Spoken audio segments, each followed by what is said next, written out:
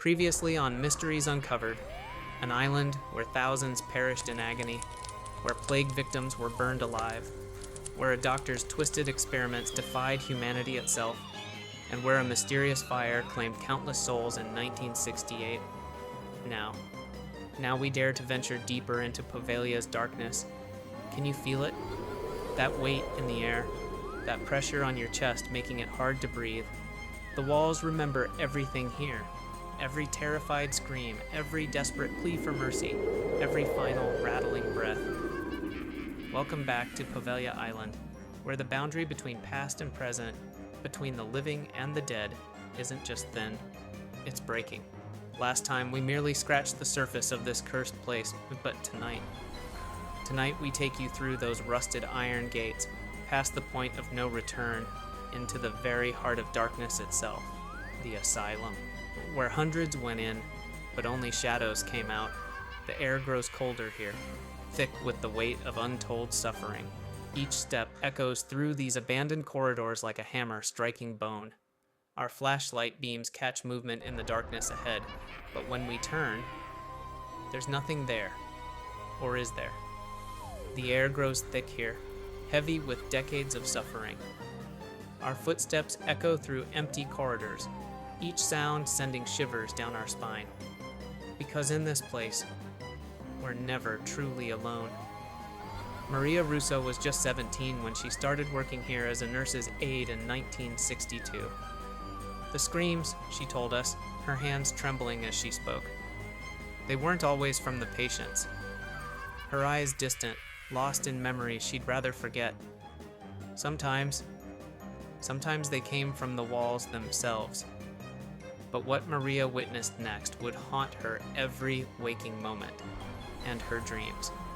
For the rest of her life, she still wakes up screaming, even now.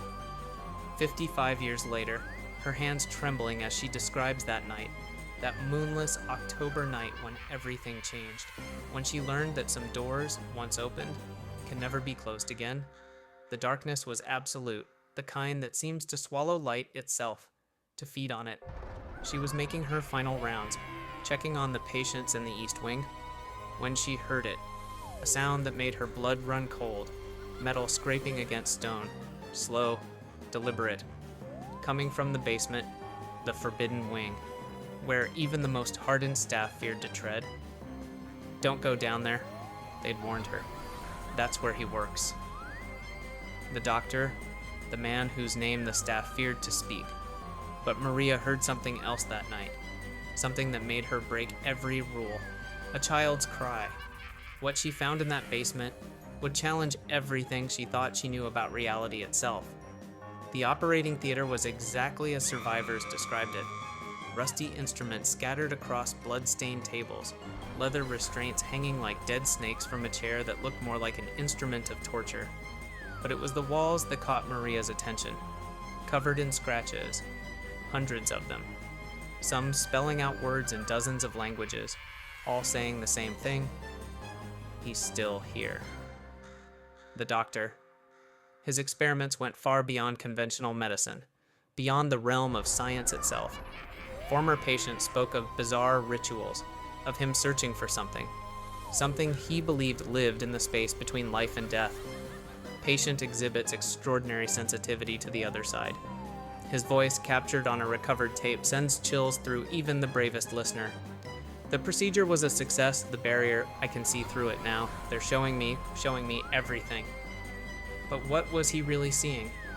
And more importantly, what saw him back? The fire that consumed the asylum in 1968 wasn't the end. It was just the beginning. Because something changed that night. Something woke up. In our next and final episode, we'll reveal the true horror Maria discovered in that basement. A truth so devastating it's been kept hidden for over half a century. We'll uncover the doctor's final forbidden experiment, the one that changed the very fabric of reality itself, and why the Italian government maintains armed patrols around Poveglia to this day, preventing anyone from setting foot on its shores after sunset.